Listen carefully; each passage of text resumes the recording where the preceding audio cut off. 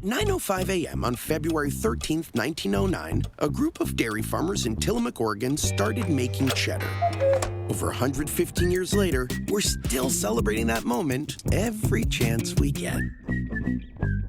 Panera's packed with flavor bagel just got stacked with even more for just $7.99. Meet our new Asiago Bagel Stacks. Choose from the chicken Roma with grilled chicken and green goddess dressing, the spicy steak or zesty Tuscan.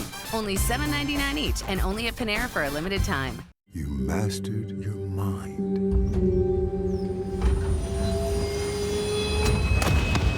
And all the while, you were on the train home. Audible.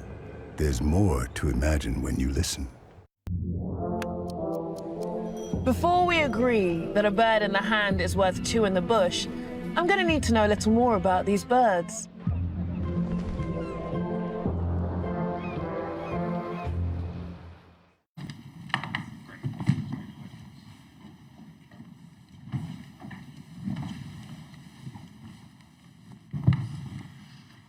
Okay, welcome to the post-game press conference for the LSU Tigers. We're joined by head coach Kim Mulkey, associate head coach Bob Starkey, and student-athlete Aneesah Morrow. We'll begin with questions for Aneesah, and then we'll take questions for the coaches. Please raise your hand. We'll bring you a microphone. Start here in the front, and then we'll go to the middle. Aneesah, it seemed like you had something to prove tonight, setting a new school record as well. What was working so well for you? I would say I was kind of just being a little bit more calmer, letting the game come to me. I feel like it showed tonight. I shot well from the field. Reed Darcy with the Advocate. Aneesah, overall, as an offense, you score over 100 points. What was clicking on offense for you? Just sharing the ball. Ball reversals, being able to execute. That's one thing we did a lot tonight, executing offensively for our sets.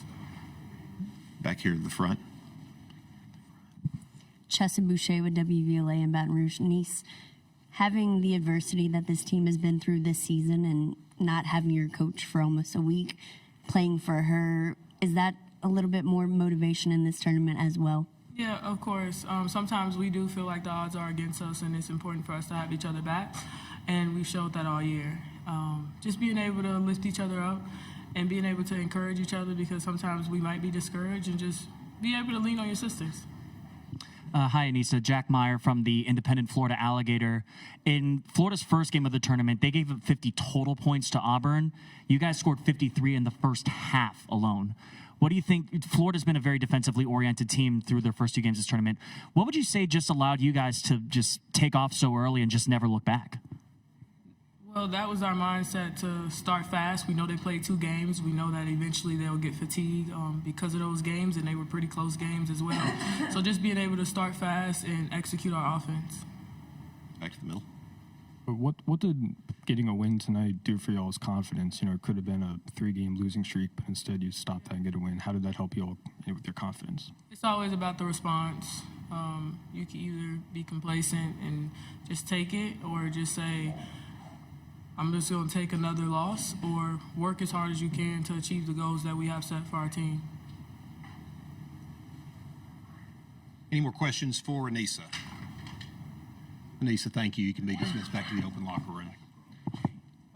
A couple of notes. Aneesah set an LSU SEC tournament record with 36 points tonight, and LSU as a team also set a team SEC tournament record with 101 points scored. That's the 12th 100-point game in SEC tournament history. Now we'll take questions for the coaches. Please direct your questions to whichever coach you would like to answer them. Here in the front. Coach Starkey, to have this team ready to roll without Kim, you taking the reins. You're no stranger, though, to taking over when you need to see them come out and play. What did it mean to you as y'all get ready for the NCAA tournament? Well, I think I've been given too much credit. I've been blessed on these few times where I've had to take over to have a really, really good team. The better the players, the better the coach. And Coach Mulkey's given me the blueprint. And the practices were nothing different than whether she was there or whether she wasn't there. So I really think the kids deserve the credit. Easily they could have been distracted, used some of this as excuses, and I was just really proud of how they responded. The middle read. Coach Mulkey, we'll keep you and your family in our thoughts and prayers, but I just wanted to ask, what did this week look like for you? I want to talk about Bob Starkey, and I want you to print it, and I want you to print it big. This man deserves to be in the Women's Basketball Hall of Fame. I've been begging him for years. We have 2 associate head coaches that are in the Women's Basketball Hall of Fame, but not either one of them ever took a team on an interim basis to a Final Four. This man has done that. He's worked for Sue Gunter. He's worked for Chancellor. He's worked for tons of coaches. And for me to go take care of something personal for an entire week, I was where I was supposed to be. I told the president Baylor years ago, if a decision has to be made between my family and basketball, that decision was made a long time ago. He had our team ready to play. They responded to him. They poured water all over him. And I mean that. A lot of coaches are not blessed to have a staff with a Bob Starkey on it. Why he is not already in the Hall of Fame is beyond me. So, what was your question, Reed? My week was awful. My mind still isn't good. I don't feel good, first of all, but we all deal with death. I've dealt with a stillborn grandchild, but I was prepared for that. We're prepared for our parents. We're prepared for our grandparents. It's the unexpected deaths that throw you for a loop. And I was where I was supposed to be, and I'm very, very proud. But as I told our team many times, I've told them many times, we could drop dead on that sideline, and you should be able to coach yourselves. So I was very confident. And I'm going to go back to your original question to Aneesah Reed. This team didn't lose confidence. Flage's not even playing, and she's our leading scorer. I made a decision as the head coach to shut her down till the playoffs. So we lose 2 back-to-back games. Whoop-de-doo. Whoop-de-doo. We play a very good Texas team, ranked number 1 in the country, great defense. But they responded the way they do every game. It's just sometimes the other team makes a few more plays than we do. But we're never going to be a team that doesn't have confidence. It's not in our DNA. And I think Morrow broke Simone Augusta's record. That's correct. How cool is that? She's sitting there on the sideline watching that. I was wondering why she wanted us to take her out early. I don't think she wanted. No, I'm teasing.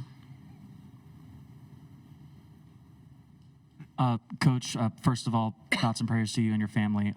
Just in terms of tonight being back on the court, would you say that it's like, what was that feeling like for you? Did it help at all with the, obviously grief is a unique process from person to person, but did it help you at all with like the healing to be back out there with your girls? No. I love this great game of basketball, but it's not more important than the time it takes to heal from an unexpected death. What I didn't want is to be a distraction, and I don't think I was. I think I was the biggest cheerleader. I was able to go back and sit on the middle of that bench and be able to communicate to players in a different capacity. I wasn't coming in here and taking over. Why? Are you kidding me? I told Bob before the game started, you are coaching tonight. You know what you've done all week to prepare our team, and I'm going to be with a few suggestions. I would say a few things, send it down to him, but no. Only time heals your heart. Back to Reed. Coach Starkey, what helped you score so much tonight on offense? I just think our level of execution. I mean, it sounds like a very simplistic approach, but mine and Coach Mulkey's philosophy is the way you practice is the way you play. And we've had some really good practices this week. And like I said, I'm really proud of the kids. Not having Coach Mulkey there was different for them. Learning to play without Flage was different. We worked on different combinations. And they were just super locked in this week. They were easy to coach. It wasn't anything that I did. It was just them, I think, understanding that this is a great challenge and a great opportunity. And if you could have watched us practice the last 3 or 4 days, you would have saw the carryover. I mean, there wasn't nothing special done today that hadn't been done in practice. And hopefully that'll be a good lesson moving forward as we advance in March, that, you know, if we can put a series together in practice, then we can put that type of level of execution out on the floor. In front. Coach Mulkey, I just want to say thoughts and prayers for you and your family. Coach Starkey, you coached Simone. Niece goes in there and breaks her record. What does it mean as a coach to see someone break someone who is a Hall of Famer? It means I'm the luckiest coach in the world. I've been blessed more than anybody I know to coach some amazing players. And the thing that I would say that makes me the proudest tonight is the happiest person in that locker room was Simone. I mean, that's the kind of person she is. But Niece is just a different kind of player. You know, people ask me about Niece, and I would say if you come to practice, you see the exact same level of intensity, warrior spirit every day at practice. Like, she doesn't know how not to go at that level. So, you know, she's undersized, and she just battles every single day. And so when something like tonight happens, as a coach, it makes you happy because that's what you preach. You preach to your kids, if you work hard, good things will happen, and Niece is the poster child for that. One more in the front. Coach Starkey, are you going to basically do the same thing for tomorrow's game as well, or is Coach Mulkey back to? Well, I'm hoping Coach Mulkey's back. But certainly, regardless, I'll be leaning on her a lot. I leaned on her. You know, I don't want you to think that she just disappeared this week. There were a lot of conversations, and she was involved in the game plan and all that. I mean, this was a Coach Mulkey win. I just got to stand up a little bit more than I usually do. Any other questions? All right, one more. For either one of you, what did you see from Miracle tonight? How did she help you all? You're the coach. Let it rip. What was the question? Miracle. Miracle's, you see energy.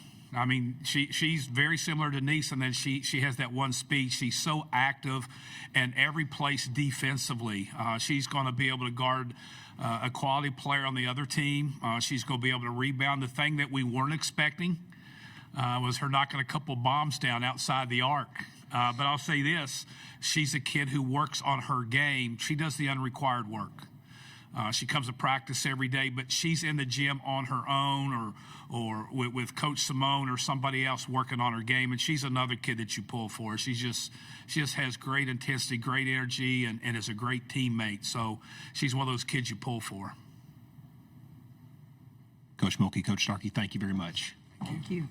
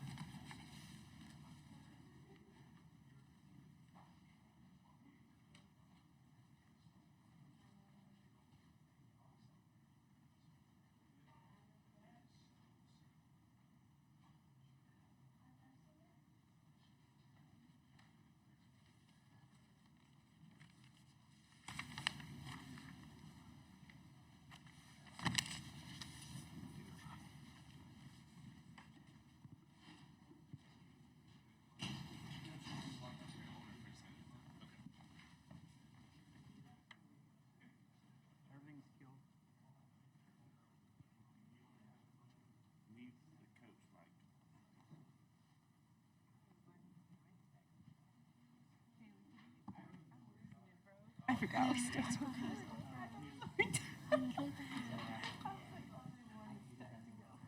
Conditional second round. It could be a first.